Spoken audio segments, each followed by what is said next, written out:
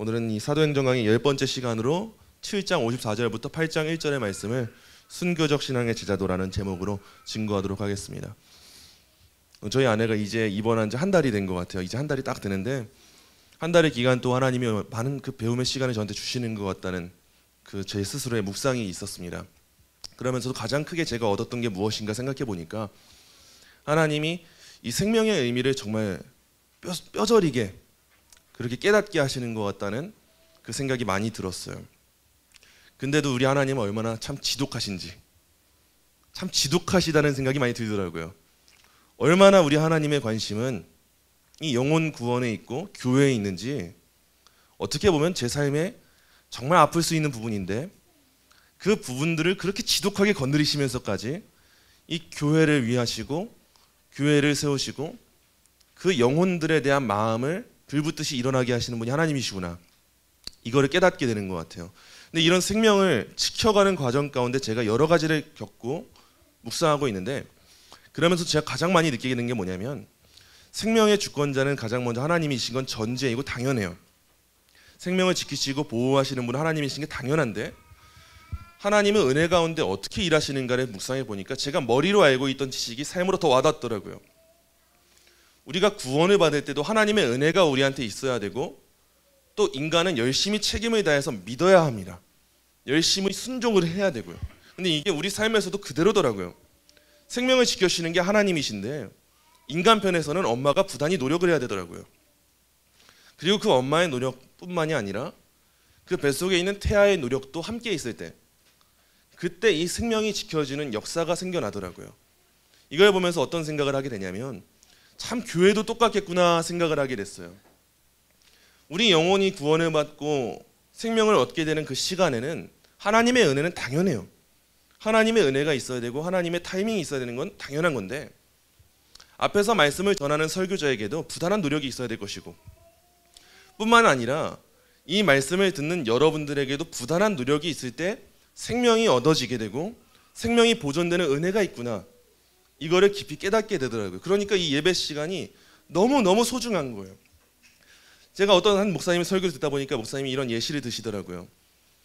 대치동이나 아니면 고시촌들이나 그런 학원가에서 교사들이 열심히 강의를 하고 명강사들이 강의를 하는데 매년 앉아있는 학생들이 있지 않냐 얘기하더라고요. 그 자리에 앉아있고 싶어서 앉아있는 학생이 어디 있겠어요. 매년 빨리 고시 합격해가지고 하고 싶은 일 하는 게 자기 바람이겠죠. 근데 매년 그렇게 그냥 2, 3년도 아니고 10년, 15년 그렇게 주구장창 앉아있는 학생들을 잘 살펴보니까 어떤 특징이 있냐 할 때, 그 명강사의 강의를 안 듣는 게 아니래요. 얼마나 열심히 듣는지 모르는데요. 정말 열심히 듣는데 문제가 뭐냐 했을 때, 결국 내년에 또 오고 내년에 또 오는 이유가 뭐냐 했을 때, 그 문제가 뭐냐, 듣는 건 잘했는데 들은 대로 하지를 않더래요. 여러분, 우리가 그럴 수 있음을 여러분 꼭 기억하셔야 돼요. 특히나 우리 교회처럼 신학 공부를 열심히 하고 교리를 강조하는 교회들은 우리가 자칫 잘못하면 이 오류에 빠지게 됩니다. 우리가 머리로 아는 거는 누구든지 할 수 있어요. 하물며 머리로 아는 거는 자유주의 신학자도 하고 우리 기독교 신앙에 대해서 저 스님들도 다 할 수 있어요. 그런데 중요한 건 뭐냐, 머리로 아는 사람은 많은데 실제 삶으로 살아내는 사람이 적다는 게 문제예요. 오늘 이 시간 여러분 마음가짐을 여러분 다시 한번 다잡으시기를 소망합니다. 다시 한번 마음다짐을 다시 한번 잡을 때, 그냥 내가 머리로 아는 사람, 그냥 듣고 끝난 사람이 아니라 내가 다시 한번 결단하면서 부단히 노력하는 그 순간에 오늘 이 예배가 되야겠구나, 이 마음을 가지셔야 돼요, 여러분 꼭. 그래서 오늘 이 한 시간의 예배가 얼마나 소중한지 몰라요. 이 한 시간이 어떤 사람들은 그냥 왔을 거예요. 딱 보면 알아요. 눈이 동태눈이에요. 그냥 반복되는 그 시간 가운데 와가지고 동태눈처럼 앉아있다 가면 그만이잖아요. 근데 여러분, 그런 상황 가운데 은혜가 주어지기는 굉장히 어려워요. 그런 상황 가운데 생명이 지켜지기는 굉장히 어려워요. 근데 생명이 얼마나 소중합니까? 저 또한 애타는 마음으로 말씀 증거하게 될 때 여러분 또한 애타는 마음으로 지켜내셔야 돼요, 이 시간에. 그래서 이 사소한 그 잡생각들, 그거는 철저하게 버리셔야 되고요. 그냥 오늘도 똑같이 그냥 앉아있다 시간 때우고 가야겠다, 버려야 되고요. 그냥 앉아있다 가서 그냥 내가 언젠가 은혜 한번 받겠지, 버려야 돼요, 여러분. 그거 버리시고 이 시간 내가 열심히 다해 사수해서 하나님의 은혜 가운데 나의 열심이 하나님께 닿기에는 그 은혜의 시간이 되어야겠다. 이런 결단하는 마음으로 오늘도 예배에 임하신 여러분 되시길 소망합니다. 오늘 우리가 살펴볼 이 내용, 순교에 대한 내용입니다. 이 내용 살펴보기에 앞서서 잠시 이 시대에 대한 내용을 잠깐 여러분들과 이야기 나누려고 해요. 요즘 이 시대를 보면은 이 시대에는 신성모독이라는 말이 그렇게 자연스러운 것 같지 않아요. 과거 중세시대 때나 이럴 때는 신성모독이라는 말이 참 자연스러운 말이었는데 오늘날에는 신성모독이라는 말은 사실 쓰지 않아요. 근데 쓰지 않는데도 다양한 영역에서 신성모독이라는 이 용어가 사용되는 것과 같아요. 저는 제가 이전에도 강의 때 설명해 드린 적이 있는데 오늘날 우리 문화가 어떤 문화가 있냐면 PC 문화라는 게 있습니다. 다른 말로 PC주의라고 하는 사상이 이 시대에 정말 만연해요. 영어로 PC라고 하는 이 약자를 했던 건데 이게 어떤 용어냐? 우리말로는 정치적 올바름이라고 하는 용어예요. 오늘날 이 시대는 이 정치적 올바름에 굉장히 민감합니다. 이 정치적 올바름이 어떤 뜻이냐면 어떤 이 사회의 약자나 소수자나 차별 자체는 정말 악하기 때문에 우리 사회에서 사라져야 된다. 그게 정치적인 올바름이다 라고 하는 좋은 목적에서 시작됐어요. 의도가 선하게 시작이 됐는데 이렇게 이 영역만큼은 건드려서는 안 돼. 이 차별은 옳지 않은 말이야. 이런 말은 절대 하면 안 돼라고 하는 것들이 성역처럼 여겨지게 되다 보니까 굉장히 과격하고 왜곡된 문화가 이 시대 가운데 만연하게 됐어요. 제가 과거에도 한번 보여드렸던 만화인데 PC 한 줄 타기라고 하는 제목의 짧은 만화예요. 카페인 것 같아요. 카페에 와서 손님이 사이즈는 레귤러로 주시고 커피는 블랙을 주세요 하는데 문제가 되는 거예요. 왜냐? 종업원이 흑인이었던 거예요. 이런 블랙 커피가 있어요. 우리가 자주 쓰는 용어 중에. 근데 이 PC주의의 문화는 어떤 문화냐? 이 블랙이라는 말이 다 마치 흑인을 혐오하는 말인 것처럼 그렇게 여겨져서 블랙 커피라고 말하면 안 되는 시대가 된 거예요. 또 옆에 있는 만화도 하나의 짤막한 만화인데 이런 만화예요. 흑인이 이렇게 말하는 거예요. 난 흑인이라 좋아. 그러니까 백인이 말해요. 오, 멋진데 너 정말 멋진 사람이다. 근데 이 백인이 똑같이 말을 해요. 난 백인이라 좋아. 그러니까 흑인이 뭐라고 하냐? 너 인종차별주의자야. 여러분 이게 짤막하지만 이 시대의 PC 문화를 보여주고 있는 일종의 그 풍자와 같은 만화예요. 이 시대의 이 PC 문화는요. 어떤 이념이나 주장이든 자기들이 세운 선이 있어요. 블랙이란 용어 쓰면 안 돼. 그 흑인들을 조롱하는 거야. 근데 이런 선을 세워놓고 나서 그 선을 침범하는 것은 무조건적으로 배반해야 되고 배제해야 되고 위협적으로 여겨야 되는 게 이 시대 문화 가운데 있는데 전 이게 일종의 이 시대의 신성모독죄라고 여겨지더라고요. 내가 생각하는 신성한 영역이 있어요. 이거는 하면 안 돼. 남녀에 대한 이런 문제 건드리면 안 돼. 그건 여성 차별적이야. 이건 흑인 차별적이야. 이런 식의 영역을 우리가 스스로 세워놓고 이걸 너희가 넘는다고? 기독교가 넘는다고? 기독교는 지금 우리의 성역을 침범했어. 당신은 신성모독자야. 이런 식의 문화가 우리 사회 가운데 있는 것 같아요. 그래서 특정 정치 이념이라든지 특정인 성윤리라든지 계층에 대한 거라든지 절대적인 그 절대 불가침의 영역을 세워놔요. 근데 모순되는 게 뭐냐? 각자 개개인의 삶 가운데 성역이 그렇게 많아요. 저와 여러분에게도 절대 건드려서는 안 되는 영역들이 하나 이상은 꼭 있어요. 저와 대화할 때 해서는 안 되는 말이 있고 여러분들과 대화할 때 해서는 안 되는 말이 있고 각자 개개인의 그 신성한 영역들을 만들어 놓는데 정작 우리들의 관심이 진짜 신성한 영역에서 많이 벗어나 있다는 게 참 문제예요. 이 시대가 그렇게 신성모독 여기는 절대 넘어서는 안 됩니다라고 말하는 그 영역들은 그렇게 많이 세우는데 진짜 우리가 신성에 대해 생각해 봐야 될 그 영역 기독교의 진리에 대한 영역에 있어서는 얼마나 무관심한가 이 모순을 우리가 발견해야 돼요. 그러면서 이 시대가 진정한 신성의 영역인 예수 그리스도를 비과학적 신화로 치부해버려요. 이 예수님의 말씀이 담긴 성경책을 말도 안 되는 고리타분한 옛 이야기로 치부해버려요. 이게 얼마나 시대착오적이냐 기독교를 향해서 조롱을 해버려요. 이게 얼마나 모순적인 시대상인가를 우리가 발견해야 돼요. 이런 모순적인 현실 가운데 우리가 살아가고 있는데 여러분 이런 현실 가운데 그리스도인들이 세상에 존재하잖아요. 기독교는 단순히 고리타분한 거 기독교는 마음껏 욕해도 되는 거 기독교는 어리석은 사람들만 있는 공동체 기독교는 시대착오적인 공동체 세상이 우리를 향해서 이렇게 외치고 있을 때 세상 가운데 필요한 그리스도인은 어떤 그리스도인일까 생각해 보신 적 있습니까? 과연 이 세상 가운데 그렇게 합리적인 걸 추구하는 사람들이 많은 시대 가운데 하나님이 부르신 그리스도인들이 있다면, 필요한 그리스도인들이 있다면 어떤 사람들일까? 저는 생각을 해볼 때 그 세상의 프레임 안에서 잘 어울릴 수 있는 사람이 필요한가 생각해 본다면 아니라고 생각을 해요. 그들 판에서 잘 어울리면서 나이스해 보이고 쿨해 보이는 사람들, 그 사람들이 필요한 시대는 아닌 것 같아요. 저는 오히려 이런 시대 가운데 필요한 그리스도인들은 어떤 그리스도인이라 생각하냐면 그들이 가진 프레임의 문제점을 지적하고 모순을 깨부수는 사람들, 판을 뒤집을 수 있는 사람들, 그들의 판에 거하되 그들의 판을 뒤집어서 그들이 얼마나 그릇되었는가를 보여줄 수 있는 그리스도인들, 저는 그런 그리스도인이 필요하지 세상 가운데 그냥 나도 세상에 잘 어울리는 사람이에요, 나도 세상 문화와 이렇게 어울리면서 세련돼 보이는 기독교를 추구하고 있어요, 이런 그리스도인이 그렇게 필요하지 않은 것 같아요. 여러분, 우리가 세상 가운데 존재하는 이유를 항상 늘 기억하셔야 돼요. 우리가 세상에 살아가는 이유는 세상에 잘 거하기 위함이 절대 아니에요. 우리의 삶의 목적은 웰빙이 아니에요. 세상 가운데 잘 공존하는 게 절대 아니에요. 세상 가운데 거하지만 우리는 여전히 우리의 이름이 무엇인지를 기억해야 돼. 그 이름이 뭐냐? 순례자예요. 순례자는 잠시 있다 갈 사람들이에요. 목적지를 향해서 지나가다 보니 세상을 거쳐가는 사람들이 순례자예요. 그런데 우리는 순례자인데 어떤 순례자냐? 사명을 받은 순례자예요. 이걸 꼭 기억하셔야 돼요. 저는 여기서부터 출발해서 저기까지 가야 되는 순례자예요. 근데 이때 그냥 가야고 그냥 갈 순례자로 부름받은 것이 아니라 제가 받은 부르심이 뭐냐? 여기서 출발해서 저기를 향해서 가지만 가는 과정 가운데 하나님이 맡기신 일들을 감당하라고 부름받았어요. 그게 뭐냐? 경작하는 거예요.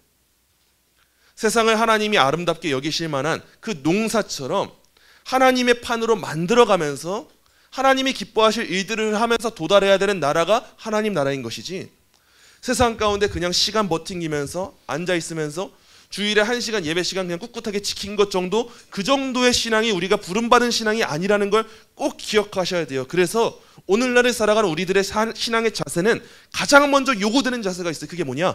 각오하는 자세예요. 오늘날 책 가운데도 유명한 책들이 있잖아요. 미움받을 용기. 이게 바로 그리스도인들에게 필요합니다. 우리 그리스도인들에게 내가 이 세상을 뒤엎는다면 세상이 얼마나 나를 미워할까를 각오하는 자세가 필요해요. 내가 가는 곳마다 화평이 넘치겠지, 기쁨이 넘치겠지가 아니라 내가 가는 곳곳마다 세상이 얼마나 나를 핍박할까, 내가 가는 곳곳마다 얼마나 세상이 뒤집어질까, 얼마나 발악을 할까, 이런 자세가 우리한테 필요해요. 그래서 오늘 본문 가운데 우리는 이 순교자적인 신앙의 자세를 배우려고 합니다. 그래서 우리에게 이런 순교자적인 신앙의 자세가 사라지면 어떻게 될까 했을 때 꼭 기억하셔야 돼요. 이런 순교자적인 신앙의 자세가 사라지잖아요. 그럼 우리는 어디까지나 예수님을 뒤따르는 군중까지는 될 수 있을지 몰라요. 예수님이 오병이어의 기적을 베푸시니까 많은 사람들이 예수님을 따라갔어요. 근데 정작 예수님을 끝까지 따라간 것은 제자들밖에 없었다는 사실 꼭 기억하셔야 돼요. 목숨까지도 내어드리면서 따라갔던 사람들은 각오했던 사람들이거든요. 우리는 예수님을 따르는 그리스도인이라는 이름을 갖고 있는데 이 그리스도인이라고 하는 이름을 가진 사람들이 순교자적인 마인드를 상실해버린다면 우리는 그저 오병이어의 기적이 좋아서 그 밥 한 끼 얻어먹으려고 예수님 잠깐 따라갔던 그 군중에 불과하게 될지도 모른다는 거예요. 그래서 여러분 꼭 오늘 이 1시간 예배 시간 동안 우리 마음 가운데 이 순교자적인 신앙의 각오가 있었는가 돌아보시고 그 마음이 우리에게 있어야 되는구나, 우리는 어떤 것을 진짜 성역으로 여겨야 되는가, 이거를 확인하게 되시는 시간이 되기를 소망합니다. 오늘 본문 살펴볼 때 사도행전 7장 54절부터 8장 1절의 말씀은요, 초대교회 최초의 순교자가 등장하는 본문이에요. 스데반 집사님이 최초의 순교자로 본문 가운데 기록이 됩니다. 이때 제명이 뭐냐? 신성모독죄예요. 그래서 돌에 맞아서 죽임을 당하는 그 장면이 오늘 본문 가운데 담겨져 있어요. 아마도 21세기에 우리는 순교라고 하는 말이 굉장히 어색할 거예요. 그리고 심지어는 꼭 그렇게까지 하면서 신앙을 지키는 게 맞는 건가 의문을 제기하는 사람들도 굉장히 많아졌어요. 마치 무모한 신앙처럼 세상 가운데 좀 우리 의견도 누수길 수 있고 좀 고개 좀 숙일 수 있고 잠깐 화평하면서 지나가는 게 기독교에게 좋지 않습니까? 말하는 사람들이 꽤나 많아졌어요. 그런데 오늘 본문에 보면 예수님을 따르는 제자들에게는 순교신앙이 필연적이라는 사실을 우리에게 교훈하고 있는 것을 발견할 수 있게 됩니다. 그 이유를 우리가 함께 살펴보도록 할게요. 먼저 본문 54절 보도록 하겠습니다. 54절 말씀 우리 함께 한 목소리로 읽겠습니다. 그들이 이 말을 듣고 아멘. 오늘 본문에 앞서서 스데반의 이 설교가 사도행전 7장에 쭉 나와요. 1절부터 53절까지 스데반이 공회에서 행한 설교가 기록되어 있는데 그 설교의 내용이 크게 다음 같은 두 가지의 내용이에요. 먼저 첫째는 뭐냐? 하나님은 유대인이 알아보지 못한 일련의 인도자들을 세웠다라고 하는 내용이었어요. 하나님이 인도자들을 세워놨다. 유대인들이 알아보지 못했다. 이거를 먼저 기록하고 있던 게 스데반의 설교의 내용이었어요. 둘째, 유대인은 우상숭배에 빠짐으로 인해서 장막과 성전에 반영된 하나님의 임재에 온당하지 않게 반응했다. 다른 말로 이런 거예요. 성전은 결코 하나님을 이 안에만 모셔두려는 것으로 의도되지 않았고 유일하고 참된 하나님을 예배하는 장소로 의도됐다. 이게 어려워 보이지만 제가 간략하게 설명해 드리자면 스데반 설교의 내용 가운데 이런 내용이 있는 거예요. 유대인 너희들이 알지 못하는 하나님이 세우신 사람들이 이 역사 가운데 있어 왔어. 제자들이 있었고 다양한 사람들이 있어 왔어. 이걸 말하는 게 스데반 설교의 첫 번째 내용이었어요. 그 둘째는 유대인들의 사고를 전환시키는 거였어요. 유대인들은 성전 안에만 하나님이 거하신다고 믿었고 성전 밖에는 하나님이 거하시지 않는 것처럼 생각을 했어요. 그러다 보니까 형식적인 예배에 빠지게 되고 위선적인 신앙에 빠지게 됐던 거예요. 그러니까 스데반이 아니야, 하나님은 그런 성전에만 임재하시는 분이 아니야. 너희 그런 신앙에 빠지다 보니까 우상 숭배와 같은 신앙하는 거야. 그렇게 강력하게 지적하면서 말했던 거예요. 이런 설교를 하다 보니까 율법이 무엇인가 설명하게 되죠. 하나님의 뜻이 무엇인가 설명하게 되죠. 하나님의 의도가 무엇이었는가 설명하게 되죠. 우리 기독교가 무엇인가 설명하게 되죠. 근데 이런 설교를 하나하나 다 하다 보니까 문제가 뭐냐? 유대인 듣기에 굉장히 거슬리는 소리만 한 거예요. 유대인이 듣기에 좋을 말이 하나도 없었던 거예요. 희한하게도. 그런데 이런 복음을 설교하고 기독교의 기독교됨이 드러나게 될 때 세상의 반응은요, 여러분, 우리의 기대와 정말 다르게 반응이 나타나요. 우리가 생각하기에는 이런 반응이 어떻게 발생하게 될까? 그게 맞는 걸까 싶을 때 이 세상의 반응이 어떠했는가? 오늘 보면 54절에 보니까 이렇게 기록이 되어 있어요. 마음에 찔려서 이를 갈았대요. 스데반이 설교하고 나니까 사람들이 복음을 듣고 기뻐하면 좋을 것 같은데 그 반응이 절대 아니었어요. 그들이 마음이 찔렸고 이를 갈았다고 하는데 마음에 찔렸다는 말이 뭐냐? 쉽게 말해서 원어적으로 이런 거예요. 톱으로 잘렸다. 이건 여러분 굉장한 감정적인 분노를 의미하는 말이에요. 톱으로 자른다는 건 굉장히 거친 용어예요.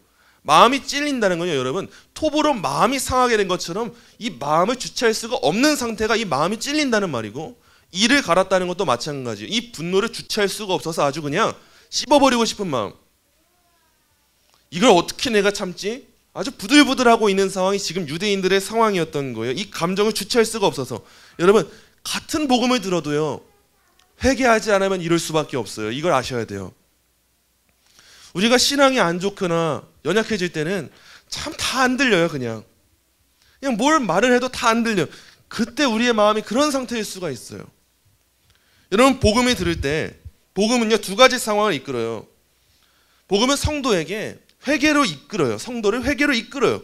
그래서 인도하고 성장시켜요, 성도들에게. 근데 반면에 같은 역경에 처하고 같은 예수를 만나도 어떤 사람은 회개하는 반면 어떤 사람의 마음은 더 완악해져요. 우리 바로의 왕의 그 사건을 잘 보셔야 돼요. 십계명에 그 출애굽기에 담겨있는 10가지 재앙의 장면에서 바로 왕이 어떻게 완악해지는가를 봐야 돼요.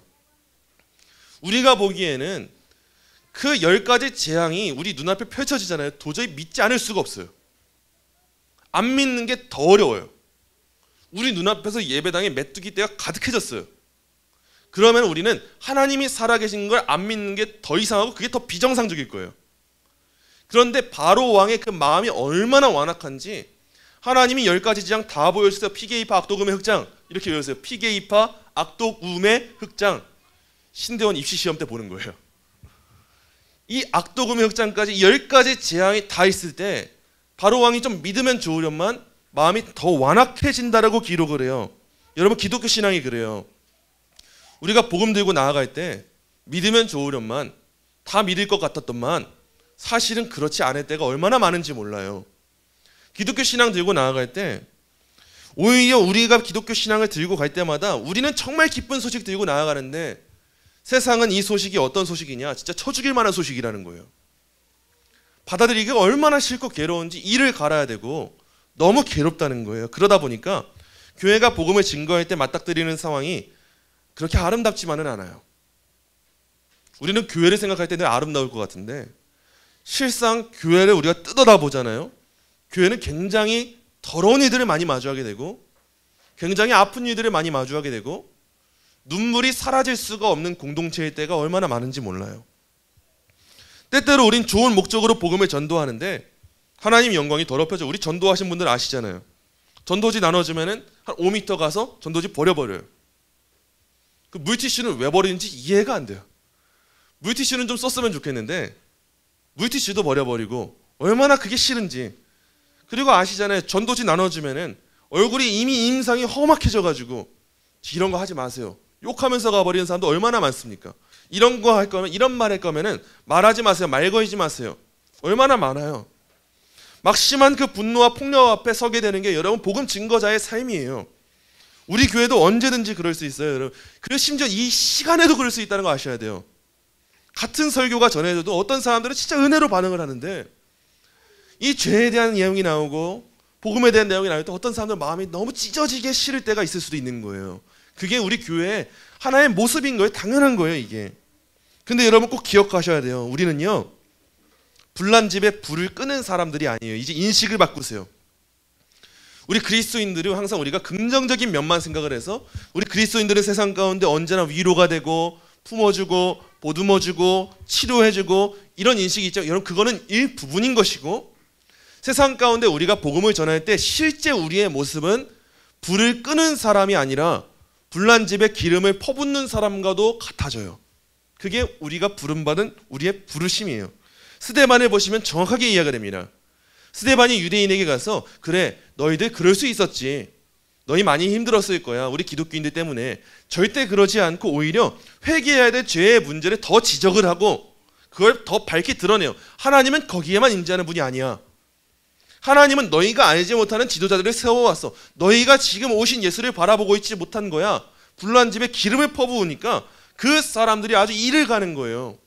마음이 찔리고 톱으로 갈린 듯이 아프고 분노가 일어나는 거예요. 근데 스데반이 왜 그때 기름을 부었는가 여러분 생각해 보셔야 돼요. 스데반이 기름을 부은 이유가 뭐였냐?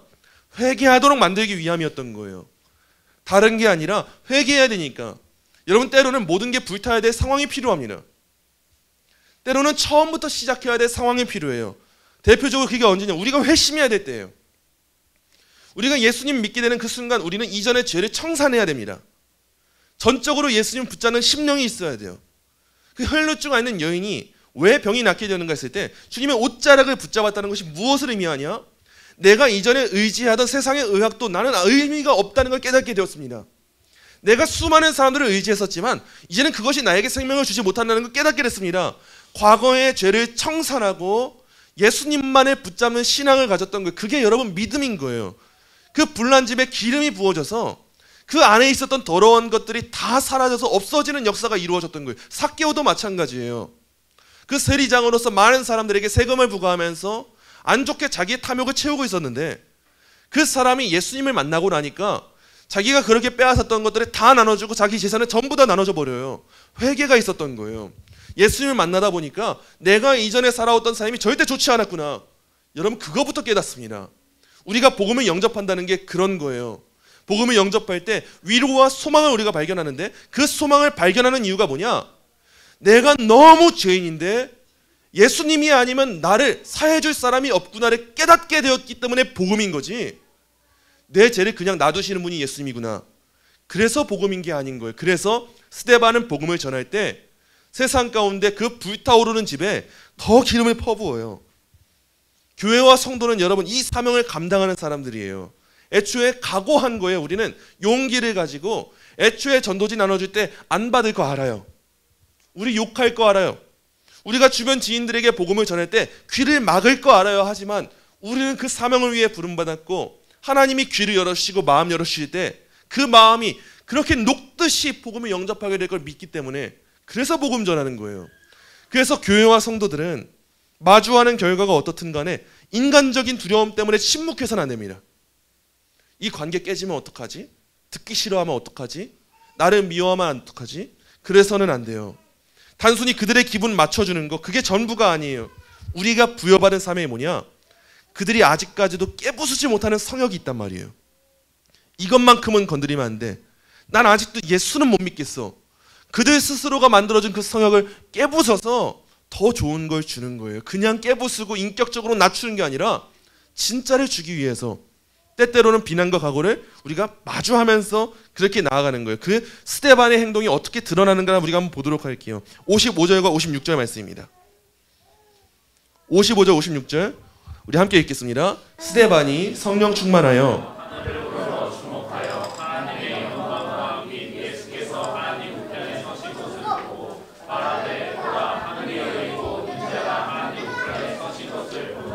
아멘. 여러분 일반적으로 스데반이 처한 상황이었다면 우리 같았으면 어땠을까 한번 생각해 보신 적 있으세요?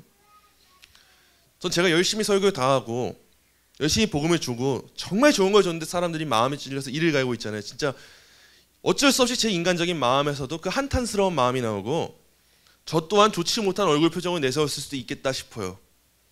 인간적인 감정이 어떻게 상하지 않을 수가 있겠어요. 근데 스데반은 성령이 충만해서 어떤 일을 하였느냐? 자기 감정을 통제했습니다. 여러분 성령이 충만한 사람들은 감정이 요동하질 않아요. 내가 지금 이 일을 하기 위해서 어떤 감정을 품어야 되는 걸 알고 감정을 통제해요. 그리고 자신의 시선을 돌려요. 여러분 이게 성령 충만한 사람들의 특징이에요. 지금 내 눈앞에 펼쳐진 상황들, 나를 향해서 일을 갈고 있는 사람, 우리는 주로 거기에 시선을 둬요. 내가 지금 이 상황 가운데 어떻게 반격해야 될까? 이렇게 나를 싫어한다면, 미워한다면 난 어떻게 해야 될까? 우린 여기에 눈을 두는데 스데반은 자기 마음을 추스르고 그의 시선을 돌리는데 어디에 돌리는가? 그의 시선을 사람들의 약점을 찾기 위해서, 비방할 것을 찾기 위해서 돌리는 것이 아니라 하늘로 돌립니다. 우리가 먼저 이 신앙을 배워야 돼요. 하늘로 눈을 두면서 이때 그가 본 게 뭐냐?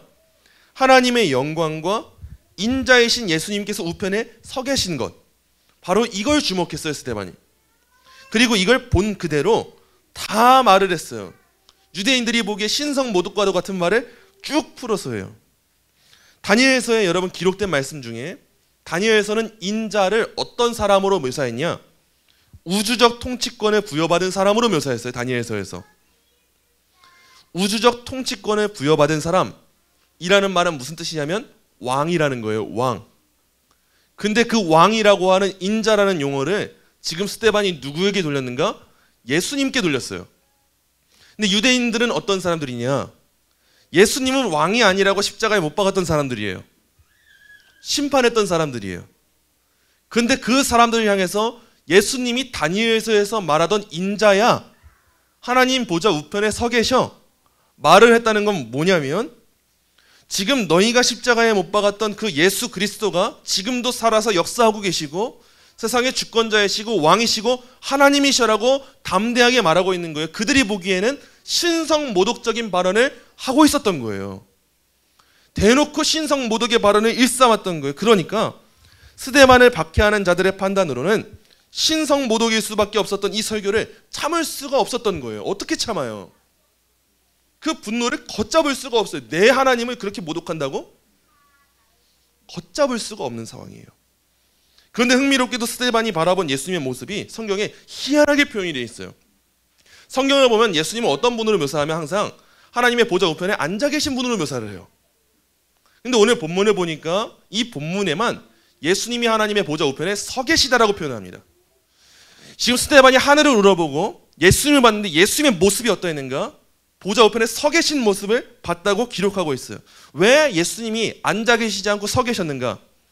많은 성경학자들이 추측을 하고 그렇게 다양한 논쟁을 하는데 주된 의견이 뭐였냐?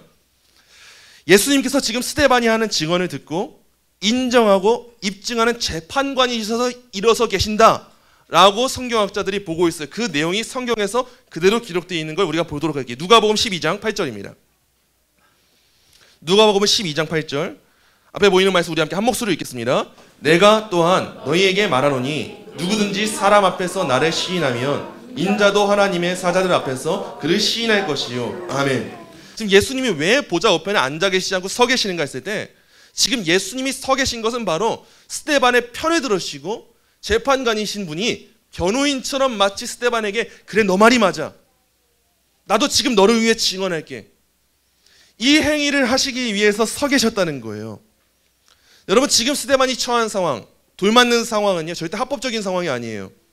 공의의 절차가 있지 않았고요, 사람들이 스스로 보기에 지금 얘 쳐 죽이자, 합법적이지 않은 시간들을 거치면서 지금 막상 그냥 죽이고 있던 거예요.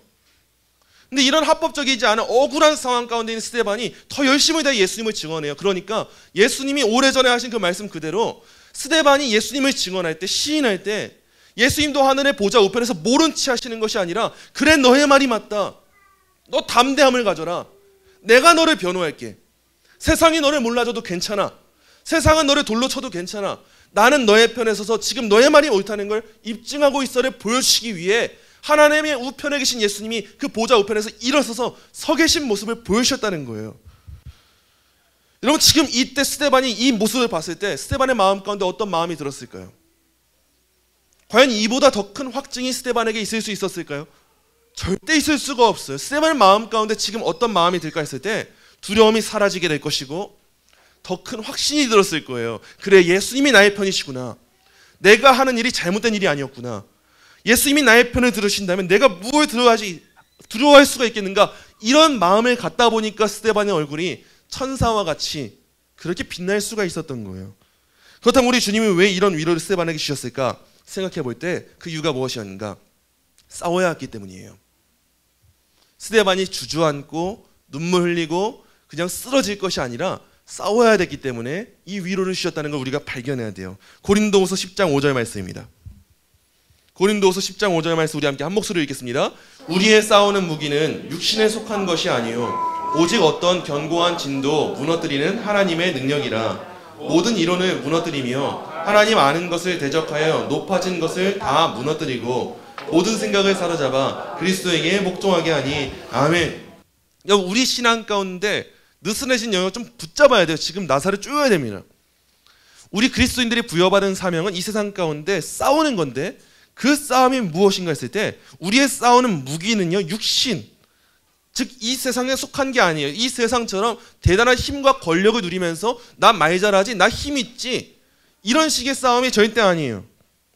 우리의 싸움은 어떤 싸움이냐면, 세상이 그들 스스로 성역, 이건 침범하면 안 돼 라고 여기고 있는 그 영역이 있다면 그 영역이 마치 기독교 신앙이 그들을 무너뜨리는 것처럼 보이고 훼손시키는 것처럼 보여도 그냥 무너뜨리라는 거예요. 그게 우리 신앙이라는 거예요. 세상과 비교할 때 기독교의 힘은 턱없이 부족해 보여요. 우린 진짜 가진 게 없어 보여요. 아니, 진화론이 과학적이라고 믿는 이 시대 가운데 어떻게 창조론을 말해요? 무모해 보여요. 하지만 우리가 싸울 수 있는 이유가 있어요. 그게 뭐냐? 하나님이 우리한테 세상에 대단한 힘을 주셔서 그게 아니에요. 그 이유가 뭐냐? 하나님의 능력 때문입니다. 우리는 하나님의 능력 때문에 싸우는 거예요. 우리가 복음 처음 믿었을 때 여러분 생각해 보세요. 우리 세상이 무모하다고 말하는 걸 들었던 거예요. 예수님이 나의 구원자래, 예수님 믿어야 천국 간대, 예수님이 나의 죄를 위해서 죽으셨대. 우리가 믿음 가지기 전에는 아니 그런 말도 안 되는 소리 하지 마, 이렇게 조롱했던 내용들이에요. 근데 하나님의 능력은 얼마나 큰지 그 복음이 하나님이 믿어지게 하실 때 우리가 지금 믿고 있는 사람이 되어버린 거예요. 세상이 미련하다 여기는 것이 우리한테 전부가 되어버린 것이고, 오히려 역전되어서 세상의 것이 이전에는 너무 귀하고 소중한 거였는데 이제는 사도 바울의 고백처럼 배설물과 같아진 거예요. 이게 얼마나 말이 안 되는 상황이에요. 근데 우리가 싸울 수 있는 이유가 뭐냐? 우리가 경험해 봤잖아요. 스데반이 담대하게 복음 전할 수 있는 이유가 뭐였냐? 자기가 경험해 봤거든요.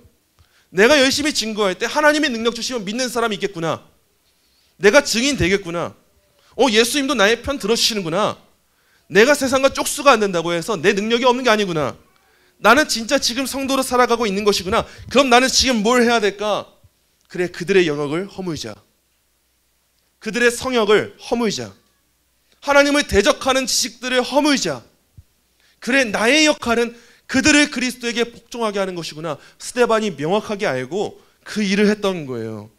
여러분, 우리는 그저 인자께서 보좌 우편에 서 계시며 우리를 변호하시는 재판관이심을 늘 기억해야 돼요. 여러분, 이게 우리 위로예요. 다른 게 위로가 아니에요. 세상 사람들이 갑자기 내 편을 들어주네, 이건 위로가 아니에요. 세상은 또다시 등 돌려요. 언제든 등 돌려요. 하지만 우리에게 등 돌리지 않으시고 세상은 보지 못해도 보좌 우편에서 서 계시면서 우리를 변호해 주시는 예수님이 계시다는 사실을 붙잡아야 담대한 믿음으로 우리가 싸울 수가 있는 거예요. 그때 우리가 스데반처럼 살아가는 거예요. 여러분, 스데반이 담대하면 담대할수록 세상도 담대함을 포기하지 않게 됩니다. 그래서 이런 행동을 하게 돼요. 57절부터 60절의 말씀이에요. 57절부터 60절의 말씀 우리 함께 한 목소리로 읽겠습니다. 그들이 큰 소리를 지르며 귀를 막고 일등이 그에게 달려들어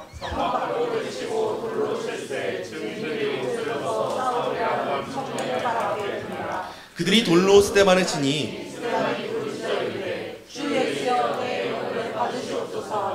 무릎을 꿇고 크게 불러 이르되 주여 이 죄를 그들에게 돌리지 마옵소서. 이 말을 하고 자니라. 아멘. 사람들이 큰 소리를 지르고 귀를 막았다는 건요, 신성 모독 사건이 발생했다는 거예요. 정말 이 말은 들으면 안 되는데 진짜 듣기 싫다라고 하면서 난 이것만큼은 들을 수가 없어라고 하는 거예요. 여러분, 회개하지 않는 사람들의 특징이 이런데요, 가장 먼저 첫 번째 특징이 듣지를 않아요. 귀를 막아버려요. 우선적으로 복음이 들려야 되고 들음에서 믿음이 나는 건데 그 마음이 얼마나 악한지 귀를 막아버리고 자신이 생각하는 가장 악한 죄로 들려지는 걸 바로 치부해버리는 거예요. 이거 신성모독이에요. 여러분, 만약 오늘 여러분 마음 가운데 그런 마음이 있으시다면 제발 그러지 마세요. 귀를 여셔야 돼요. 그리고 들으셔야 돼요. 들음에서 믿음이 나요. 지금 내가 믿음이 좀 약한 것 같다? 들을 때 생겨요. 그래서 들으시고 최대한 여러분 앉으실 때에도 얼굴 뒤로 숨기시지 마시고, 결혼식장에서 어떻게 합니까? 사진 찍을 때 얼굴 사이사이 다 내놓잖아요. 그렇게 내놓으세요. 그래야 저도 여러분을 보일 거 아니에요. 한 사람 한 사람 보면서 지금 이분이 듣고 계신가 안 듣고 계신가를 보게 될 거 아니에요. 여러분도 그런 노력을 해주셔야 돼요. 지금 스데반이 말씀을 열심히 전할 때 듣지 않아요. 사람들이 귀를 막아요. 짜증이 나는 거예요. 회개하고 싶은 마음이 사라져버려요. 이때 마음이나 사람들이 한 마음 될 때가 있었을까 싶어요. 세상이 여러분 기독교를 대적할 때는 이렇게 한 마음이 돼요. 이때보다 한 마음이 될 때가 없어요. 공적인 판결을 거치지 않음에도 불구하고 당장 돌을 집어들고요, 처형을 하는데 얼마나 처형을 열심히 하려고 하는지 옷을 벗어요. 돌 잘 던지려고요. 다른 의미도 아니에요. 불편함 없이 돌 던져보려고 옷을 벗어요. 군중의 폭력을 일삼아서 이 옷을 누구 앞에 두냐 했을 때 사울이라고 하는 청년의 발 앞에 둬요. 이제 새로운 막이 열리는 거예요. 이제 다음 주에 우리가 살펴보게 될 바울에 대한 이야기가 열리게 되기 전에 이때 처음으로 사울이 등장하게 됩니다. 이들의 지도자였거든요. 이 스데반을 처형하는 일에 앞장섰던 사람이거든요. 그들 앞에, 그 앞에 옷을 번져두고 함께 돌을 던지니까 스데반이 무엇을 택하는가를 여러분 꼭 주목하셔야 돼요. 스데반이 기도하기를 택해요. 우린 바로 이 장면에서 스데반에게 누구의 모습이 보이는가를 여러분 발견하셔야 돼요. 스데반이 왜 기도했는가? 스데반은요, 여러분 초대교회 최초의 순교자였는데요, 스데반의 삶은 선구자가 아니었어요. 처음 이 모습을 보여준 게 스데반이 아니었어요. 그는 이미 나 있는 발자국을 따라서 걸어간 제자였어요. 그 발자국이 누가 낸 발자국이었는가? 그분이 바로 예수님이에요. 스데반은 예수님의 제자여서 이 삶을 살아가셨어요. 자, 표 하나 보여드릴게요. 우리 주님께서는 십자가에서 이렇게 부르시셨어요. 아버지, 내 영혼을 아버지 손에 부탁하나이다. 이렇게 예수님이 말씀하시고 예수님 십자가에서 숨지셨어요. 근데 이것처럼 스데반이 똑같이 고백을 해요. 주 예수여, 내 영혼을 받으시옵소서. 그리고 우리 예수님께서 이렇게 말씀하셨어요. 아버지, 저들을 사하여 주옵소서. 자기들이 하는 것을 알지 못함이니이다. 이걸 똑같이 스데반이 고백을 해요. 주여, 이 죄를 그들에게 돌리지 마옵소서. 여러분, 우리 마음 가운데 과연 우리가 제자라면 무엇이 필요한가를 오늘 한번 재정립해 볼 필요가 있어요. 예수님이 무엇을 가르치셨고 무엇을 중요하게 여기셨는가? 누가복음 6장 27절 28절 말씀이에요. 그러나 너희 듣는 자에게 내가 이르노니 너희 원수를 사랑하며 너희를 미워하는 자를 선대하며 너희를 저주하는 자를 위하여 축복하며 너희를 모욕하는 자를 위하여 기도하라. 여러분, 스데반이 누구를 따르는 사람이었는가를 보셔야 돼요. 우리는 스데반이라고 하는 한 사람을 주목하고 야, 어떻게 저런 믿음 가졌을까? 아, 대단하다. 나는 못할 것 같은데 이렇게 생각을 하는데 스데반은 지금 뭘 한 거였냐? 예수님이 살라고 한 대로 살았던 것뿐이에요. 예수님이 이래야 내 제자야 라고 말씀하셨던 것처럼 살았던 거예요. 이 말이 무슨 뜻이냐? 대단한 믿음을 가진 스데반만 그렇게 살아가야 되는 것이 아니라 나 스스로를 성도라고 생각하고 있는 모든 사람, 나 스스로를 예수님을 뒤따르는 제자라고 생각하는 모든 사람들은 다 이 삶을 살아야 된다는 거예요. 이게 없으면 예수님은 너는 내 제자가 아니야 라고 말씀하신다는 거예요. 단순해 보이는 용서와 기도일지도 몰라요. 아니 내가 그렇게까지 용서해야 돼? 나 진짜 미워 죽겠는데 그렇게까지 품어야 돼? 아니 내가 지금 안 때려 죽이면 다행이지, 내가 진짜 꿀밤한데 안 먹이면 다행이지, 내가 진짜 안 좋은 소리 한번 안 하면 다행이지, 내가 얼마나 참고 있는지 알아? 이것 정도가 좋은 성도라는 것이 아니라 성령 충만한 사람들은 예수님을 뒤따르는 모습을 보여주는데 그 삶 가운데 특징이 돌로 맞고 있는 와중에도 예수님이 하라고 하신 대로 사는 거예요. 용서해요. 그리고 기도하는 거예요. 여러분, 세상에서의 권력의 충만함은요, 폭력과 자기 주장으로 드러나요. 자기 뜻과 다르면 폭력을 일삼으면 돼요.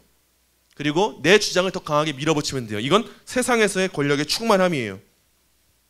그런데 이 세상에서의 가치는 이런 삶을 따르기 때문에 용서와 사랑을 맺지 못해요. 예수님의 제자와 같은 칭호를 받을 수가 없는 게 이 세상이에요. 정치인들도 분명히 이제 선거철 되면은 별별 소리 다 할 거예요. 약자들을 섬기겠습니다. 뭐 하겠습니다. 근데 진짜 약자 섬기는 사람을 본 적이 없어요. 이게 세상의 권력이에요. 근데 성령의 충만함은 매우 달라요. 사람들의 비난이나 모욕을 당할 때가 있어요. 이때 세상은 우리가 복수나 증오심으로 맞서길 부추기거나 정치적인 언변으로 무마하기를 요구해요. 기독교 형제 한번 말을 좀 해봐. 너희 한번 보여줘봐. 너희가 얼마나 대단한지. 근데 제자가 되는 길은요, 여러분, 그런 식으로 증명되지 않는다는 걸 아셔야 돼요. 더 큰 힘으로, 언변으로, 권력으로, 재력으로 제자됨이 드러나지 않고, 제자됨이 드러나는 것은 딱 한 가지, 용서함으로 기도하는 자세예요. 여러분, 그러므로 여러분이 진짜 예수님의 제자가 되기 원하신다면 여러분의 마음 가운데 아직도 품지 못하는 영혼들이 있다면 용서하는 마음 주시기를 기도하셔야 돼요. 내가 말로만 예배하는 사람, 열심히 찬양하는 사람, 기도하는 사람 되는 거 여러분 말로 다 할 수 있어요. 입시학원에 가면 열심히 공부하겠다, 강사 따르는 사람 다 있어요. 근데 강사가 하란 대로 하는 사람이 적어진 시대예요.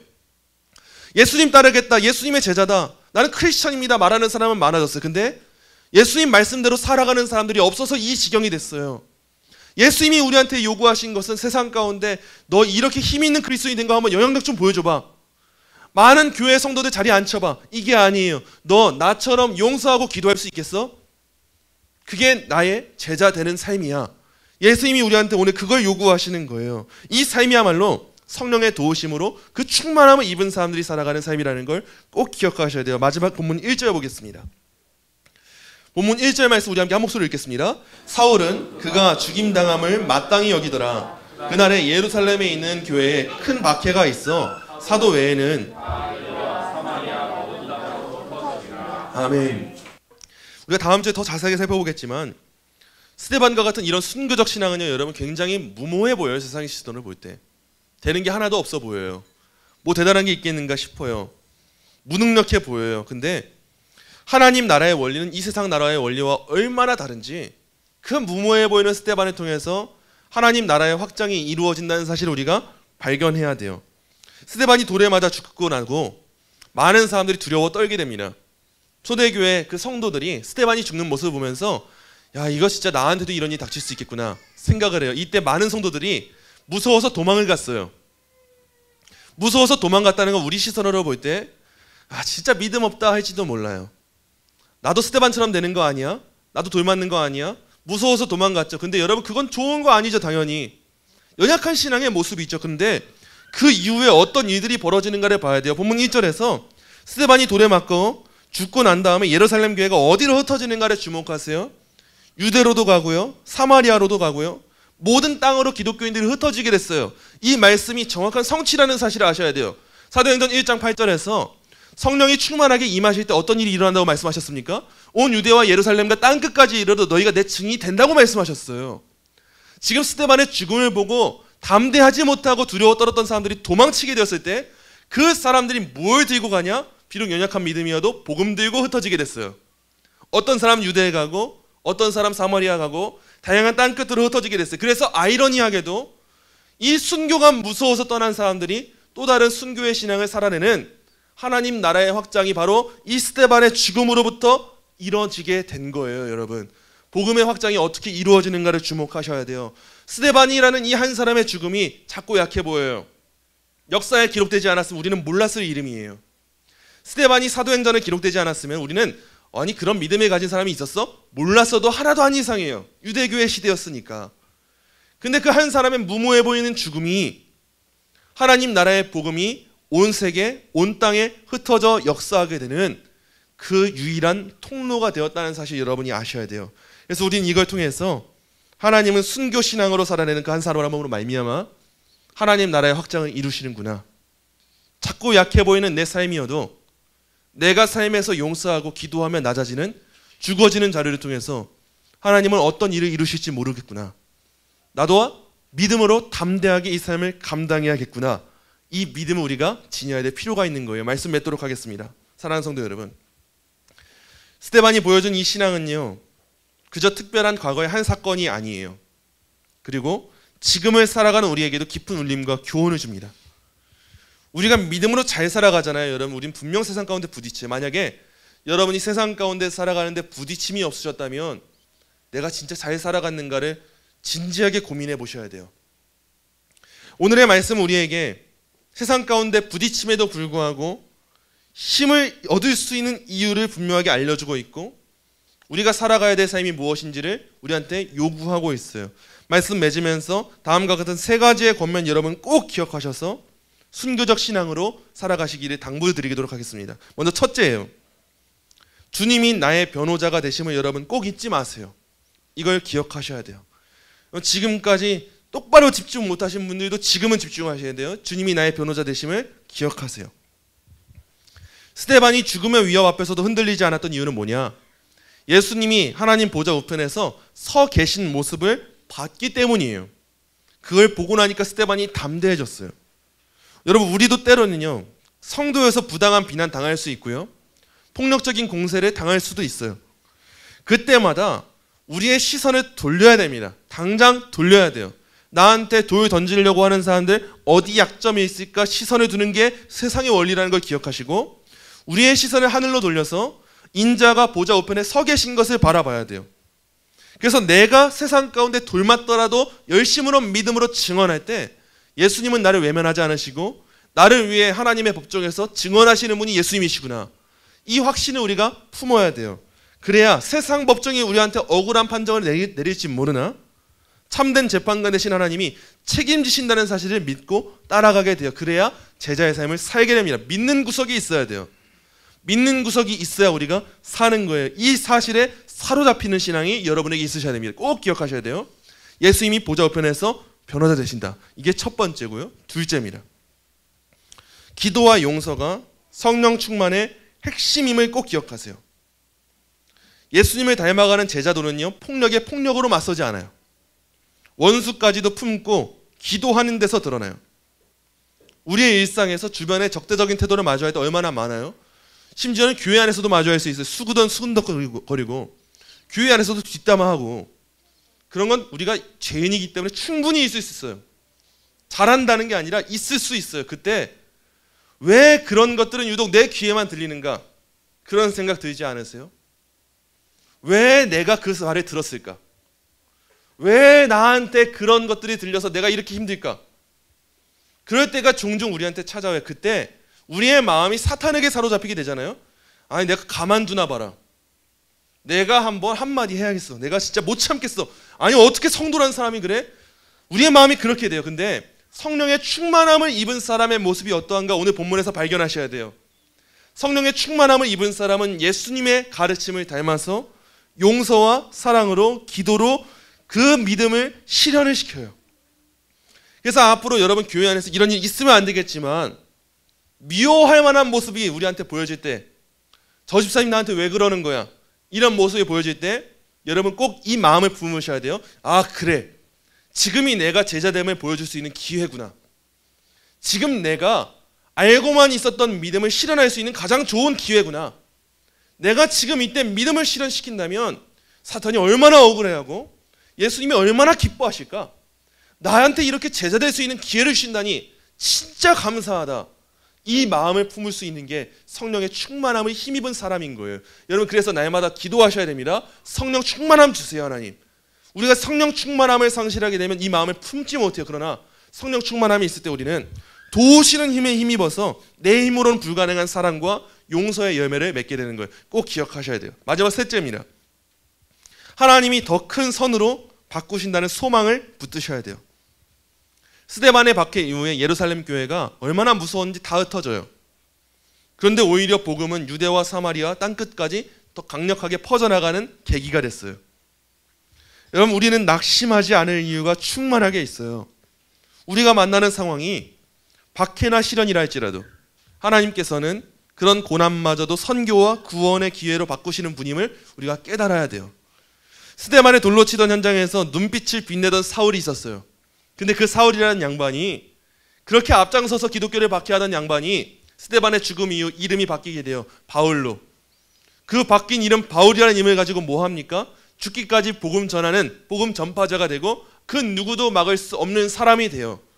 여러분, 우리의 작은 삶일 수 있겠지만 우리의 작은 삶이 순교의 신앙을 꽃피우게 될 때 우리로 말미암아 또 다른 영혼들을 구원할 수 있는 사람들이 생겨나게 되고 복음 증거가 확장된다면 그것이 얼마나 기쁜 일이겠어요. 우리한테 그 신앙을 품을 수 있는 마음이 필요해요. 여러분, 아실지 모르겠지만 제가 사도행전 강의를 시작하면서 되도록 검은 셔츠만 입었어요. 아셨습니까? 모르셨을 거예요. 오늘 변화가 하나 있어요. 그게 뭐냐? 검은 넥타이를 했어요. 모르셨을 거예요. 왜 했나? 근데 제 마음 가운데는 어떤 마음이 있었는가? 제 마음 가운데는 제 죽지 않는 죄의 장례식이 있었어요. 여전히 낮아지지 못하고, 여전히 죽지 못하고, 여전히 말로만 제자라고 말하면서 순교적 신앙을 품지 못하고 내 배를 채우는 신앙을 하고 있었던 그 신앙들, 그게 죽어져야 그 자리에서 열매를 맺고 꽃 피우게 되는 역사가 벌쳐지는데, 과연 나는 얼마나 그런 삶을 살았는가? 그런 마음을 가지고 이 자리에 나온 것 같아요. 여러분, 오늘 꼭 이 시간 가운데 여러분의 마음 가운데 각오하는 마음이 있으시기 원합니다. 지금 이 시대는 그냥 흐지부지하는 제자 절대 필요하지 않고 그 사람을 제자라고 말할 수 있을까 싶어요. 이 시대에 필요한 제자는요, 죽기까지 따라가는 사람들이에요. 세상의 비판에 각오하는 사람들이에요. 나의 죽음이 아름답게 열매 맺을 수 있다면 기꺼이 주님 제 생명 드리겠습니다. 주님, 제가 기꺼이 나아가겠습니다. 말로만 하는 사람 얼마나 많은지 몰라요. 찬양으로 고백하는 사람 얼마나 많은지 몰라요. 그런데 실제 삶으로 살아가는 사람이 없어서 지금 한국교회가 여기까지 온 거예요. 여러분, 꼭 결단하셔야 돼요. 스데반의 그 인생, 여러분 결코 비참하지 않았어요. 하나님의 크신 일을 이루는 그 순교적 신앙이 얼마나 하나님 나라에서 아름답게 빛났는지 몰라요. 저와 여러분의 삶이 작고 연약한 고난을 이겨나가는 삶처럼 보일지 몰라요. 누가 스데반처럼 성경에 나오는 것처럼 우리의 인생을 기록해 주겠어요? 아무도 기록 안 해줄 것일지도 몰라요. 하지만 하나님이 재판관으로서 우리의 삶을 아시고 우리의 삶을 사용하신다는 믿음을 가지셔야 돼요. 그래서 사소한 나의 삶이 하나님 나라 위에서 어떤 열매를 맺을까 여러분 기대하세요. 고난이 닥쳐올 때, 어려움이 닥쳐올 때 거기에 잠식되지 마시고, 야, 하나님은 과연 나한테 어떤 일을 이루시려고 이런 상황 주실까? 하나님은 나한테 또 어떤 크신 일을 이루실까? 하나님이 이렇게 작고 약한 나도 사용해 주신다고? 내 인생을 통해서도 그런 역사가 이루어질 수 있다고? 우리 애들 얼마나 말 더럽게 안 들어요. 하나님이 얼마나 내가 참고 견디고 인내하는 이 화 안 내려고 그렇게 견디고 있는 시간 통해서 이 아이 사용하실까? 전 저희 어머니가 그렇게 쓰임 받았던 것 같아요. 그렇게 말 지질이 안 들을 때, 기도하면서 버틸 때, 그래도 하나님이 어떻게 역사하실까 기대하는 마음으로 버티게 하신 것 같아요. 또 우리 교회 안에서도 마찬가지겠죠. 우리 교회도 시간이 흐르면 흐를수록 많은 갈등 충분히 생겨날 수 있어요. 교회는 그런 곳이거든요. 근데 그럴 때마다 우리의 생각이 사로잡혀야 돼요. 하나님은 이 아픔의 시간, 고통의 시간, 힘겨움의 시간을 통해서 또 어떤 일을 이루시려고 나한테 이런 시간을 주시고 우리 교회를 세워나가실까? 나라도 마찬가지예요. 나라도 모든 사람이 원하는 방향으로 흘러가지 않아요. 어쩔 수가 없어요. 하지만 우리는 하나님의 뜻을 믿는 거예요. 차별금지법 제정 안 되면 좋죠. 근데 제정되면 뭐 어쩌겠어요. 제정돼도 교회는 할 일을 하면 되는 거예요. 그때 교회가 믿음의 사명 감당할 때 하나님이 이루시는 일이 있는 거예요. 우리 어린아이들 교육, 나라가 망가질 수 있어요. 망가짐 있기 전까지 우리가 열심히 맡겠지만 망가져도 우리 신앙 사라지는 거 아니에요, 여러분. 그걸 알고 있어야 돼요. 교회를 핍박하는 일, 나라가 교회를 핍박하는 일 21세기 있을 수 있어요. 근데 그래서 뭐 어쩌겠어요? 우리가 그래서 신앙생활 안 할 거예요? 아니요. 우리가 그럼에도 믿음 지키고 나아갈 때 하나님이 이루시는 일이 있겠죠. 우리가 만나는 사람들과 사람들 사이에서 다양한 갈등이 있을 수 있어요. 건강의 문제, 재정의 문제, 끊이지 않는 문제가 있을 수 있어요. 천국 갈 때까지 안 끊겨요. 확신해요. 저는 하나도 안 끊깁니다. 그런데 그렇다고 우리가 신앙의 길을 버리겠어요? 아니요. 제가 만난 예수님을 제가 알게 되고 믿게 된다면 저는 그래도 버리지 않겠노라 결단하고 나아가는 거죠. 우리에게 그 믿음이 생겨야 돼요, 여러분. 그 믿음이 있어야 우리가 세상 가운데 싸울 수 있게 되고 세상 가운데 증인이 되고 그런 우리의 삶이 하나님 나라의 열매 맺는 신앙으로 그렇게 쓰임받게 되는 거예요. 세상은 우리가 이 예배당 문을 밖에 나서는 그 순간부터 다시 한번 우리한테 입 다물라고 요구할 거예요. 너희 그 삶은 이제 그만해 요구할 거예요. 침묵을 요구할 거예요. 그런데 하나님은 우리한테 동시에 요구하세요. 너 담대해야 돼. 너 그래도 살아내야 돼. 너 그래도 기도해야 돼. 너 그래도 용서할 줄 알아야 돼. 너 그래도 감사해야 돼. 너 그래도 순종해야 돼. 너 그래도 제자로 살아야 돼. 너 그래도 은혜를 알아야 돼. 너 그래도 찬양하는 입술 가져야 돼. 하나님 오늘도 우리에게 그걸 요구하고 계시는 거예요. 이 믿음, 이 요구에 믿음으로 그렇게 순종할 수 있는 성도가 이 시대에 필요한 예수님의 제자입니다. 저와 여러분 있고 우리 교회가 그러한 제자로서 오늘의 삶을 충실하게 감당하는 그런 우리의 인생이 되기를 간절히 소망합니다.